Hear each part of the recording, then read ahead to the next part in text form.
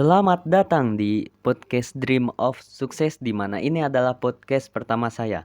Kali ini saya akan membagi wawasan saya kepada kalian semua tentang motif dan motivasi. Sebelum masuk ke pembahasan, perkenalkan nama saya Yakut dan simak baik-baik materi ini.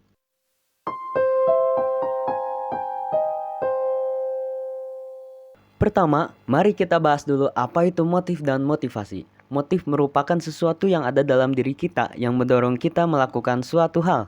Motif sendiri berasal dari bahasa Latin yaitu movere yang berarti bergerak. Jika ada hal yang mempengaruhi motif, itulah motivasi. Motivasi adalah kekuatan dalam diri yang menggerakkan seseorang untuk berperilaku dan berpikir demi mengejar suatu tujuan. Itulah yang membuat kita terus maju ketika kita menghadapi rintangan dan kemunduran. Namun, motivasi bukan hanya tentang memiliki kemauan yang kuat atau sikap yang positif, tetapi berarti juga memiliki tujuan dan arah yang jelas. Motivasi akan berhenti ketika kita telah mencapai tujuan tersebut dan akan muncul lagi ketika kita menginginkan target tujuan yang baru.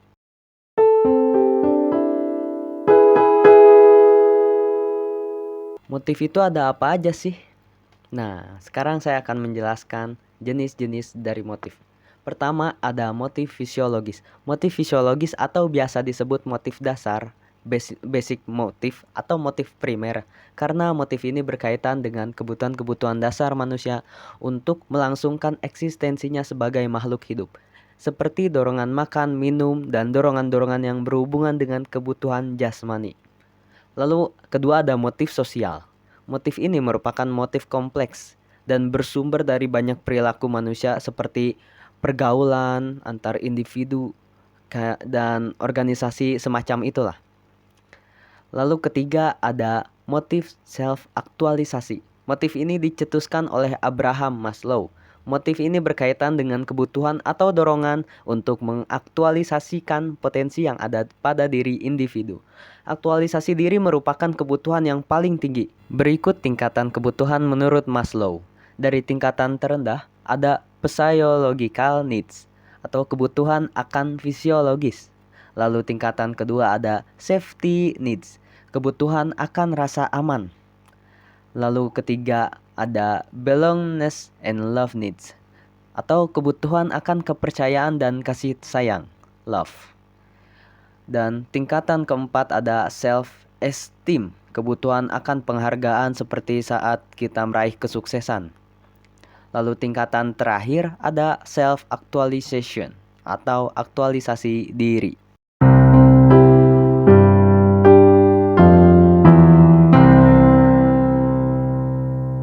Tadi kan saya sudah menjelaskan jenis-jenis motif. Nah, sekarang saya akan menjelaskan lebih jauh terkait motivasi. Jadi, macam-macam motivasi itu ada beberapa yang akan saya kemukakan. Pertama, motivasi intrinsik, yaitu motivasi yang diutamakan secara internal, di mana orang melakukan suatu perilaku karena ia menyenangkan dan menyumbang kepada pemenuhan kebutuhan mental, seperti kepuasan, kecerdasan, dan kreativitas. Contoh motivasi intrinsik adalah membaca buku dan melakukan olahraga. Lalu kedua ada motivasi ekstrinsik, yaitu motivasi yang diutamakan secara eksternal, di mana orang melakukan suatu perilaku karena ia diharapkan akan menghasilkan hasil atau penggagasan eksternal seperti uang, gelar, dan penghargaan. Contoh motivasi ekstrinsik adalah melakukan pekerjaan, mendapat ujian, dan mengharapkan promosi. Ketiga, ada motivasi defisit. Adalah motivasi yang diutamakan untuk mengatasi kekurangan atau kesulitan seperti khawatir, ketakutan, dan kesadaran. Contoh motivasi defisit adalah melakukan pembelajaran untuk menghindari nilai rendah atau mengatasi masalah. Terakhir, ada motivasi growth. Adalah motivasi yang diutamakan untuk mencapai kemajuan atau pertumbuhan seperti inspirasi, keinginan, dan semangat. Contoh motivasi growth adalah melakukan pembelajaran untuk mencapai pengetahuan baru atau membangun kemampuan baru.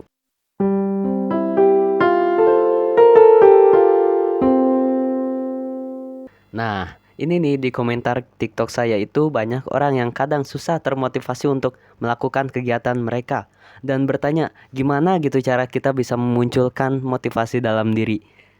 akan ada beberapa strategi dari saya yang akan disampaikan juga pada kalian yang masih sulit mencari motivasi. Jadi, strategi pertama adalah menetapkan tujuan yang jelas.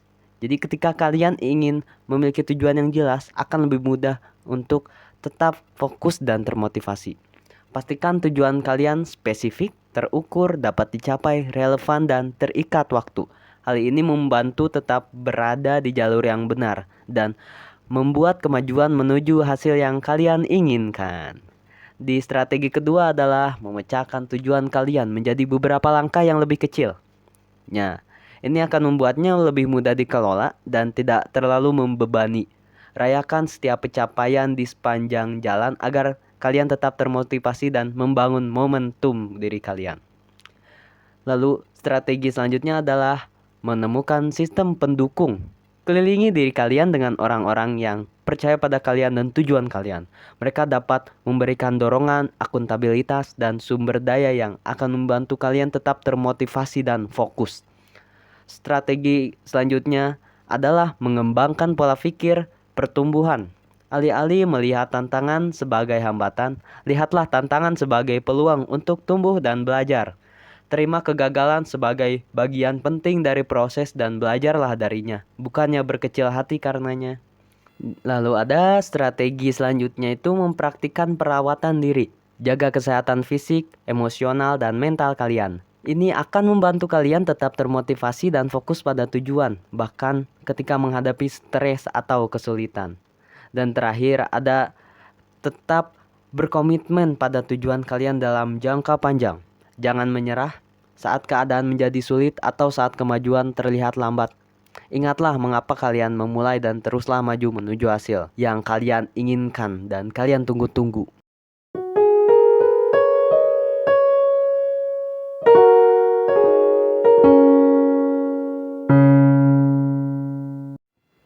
Oke teman-teman, saya ingin memberikan sedikit pesan saya kepada kalian.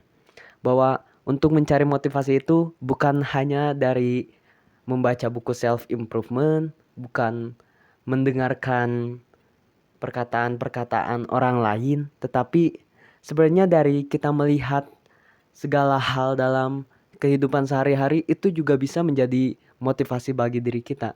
Seperti pengalaman saya kadang kalau melihat teman seperti presentasi di depan dengan tampilan yang gagah dan speaking yang bagus. Nah, itu tuh saya ketika melihat dia termotivasi untuk bisa belajar hal tersebut juga.